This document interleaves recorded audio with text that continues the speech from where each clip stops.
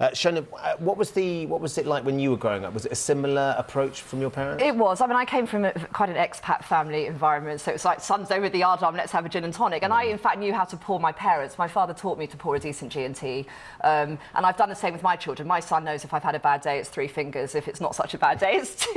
So they've grown up with alcohol in the same way that I have. And in fact, my situation is slightly different because my mother died of alcoholism 2 years ago. So my children have seen the abuse of alcohol up close and personal, but that hasn't changed my approach. I was still allowing them to drink even before that happened. Why is that when you've seen what, you know, first of all, you've seen that he knows it's 3 if it's a bad day, 2 if it's a good day. That shows that, you know, you do sometimes need alcohol more than others. And yet your children have seen the worst, if you like, of alcoholic abuse. Why is that? I think that might have helped them more. You know, I think there is a difference. There's obviously a difference between drinking, you know, enjoying alcohol. You know, there's this thing that, you know, most of us drink to make ourselves feel better in the evening. Is there anything wrong with doing it the way Shona's doing it, with introducing a little bit and hopefully a respect of the alcohol if it's done in a very careful way and on special occasions?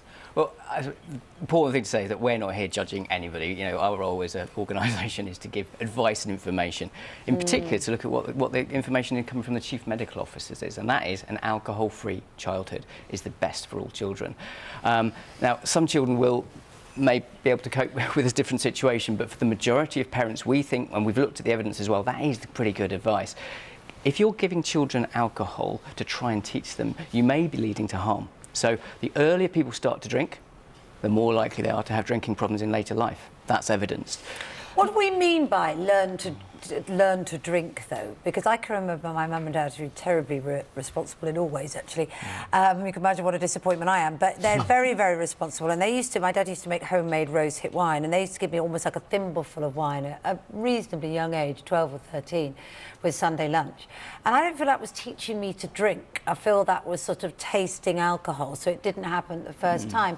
And you may say this is a myth, but we do have a perception, don't we, that countries like Italy and France, where children are introduced to alcohol at a younger age in a family setting with dinner, actually report far fewer problems with alcoholism later on.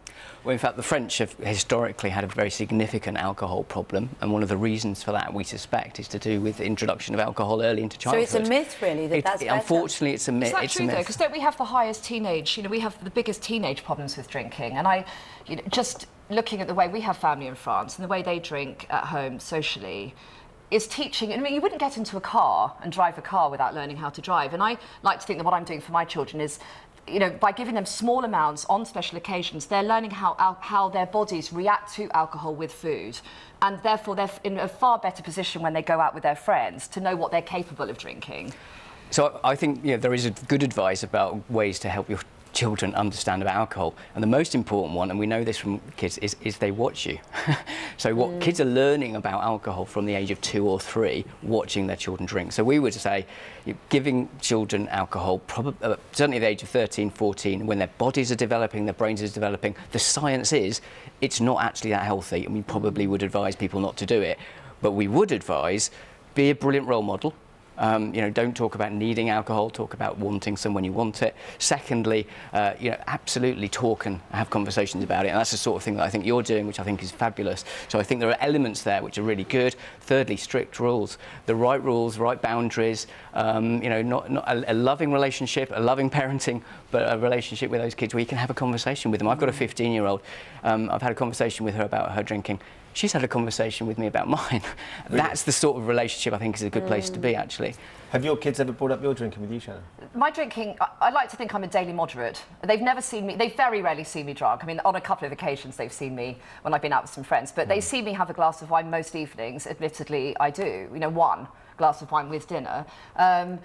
My feeling about teenagers is you're damned if you do, you're damned if you don't. And what you're saying sounds great on paper and in theory, but actually the reality of it is they are going to drink anyway. So whatever the guidelines are, at 13 or 14, they're going to be drinking because things are starting much earlier nowadays, and they will go out with their friends and they will drink. So you may as well, I just like to think, hold my nerve, that my approach is that, you know, if they're going to do it anyway, at least I'm helping them to do it.